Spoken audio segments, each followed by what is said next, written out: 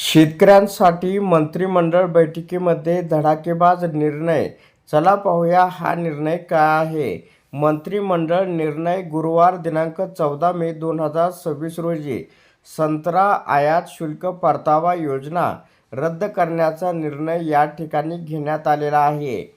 महाराष्ट्रातून बांगलादेशला निर्यात होणाऱ्या संत्र्याकरता बांगलादेशातील आयात शुल्काच्या 50% रक्कम अनुदान म्हणून देणारी योजना रद्द करण्याचा निर्णय घेण्यात आलेला आहे. या निर्णयामुळे शेतकऱ्यांना प्रत्यक्ष लाभ न देणाऱ्या योजनांऐवजी थेट फायदा होईल.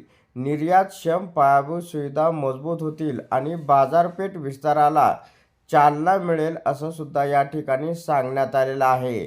याच्यामुळे संत्रा आयात शुल्क परतावा योजना रद्द करण्याचा निर्णय घेण्यात आलेला आहे. बांगलादेशला निर्यात होणाऱ्या संत्र्याकरता आयात शुल्कात आता 50% अनुदान योजनेचा शेतकऱ्यांना लाभ होत नसल्याने हा निर्णय घेण्यात आल्याचा माहिती या ठिकाणी देण्यात आलेली आहे.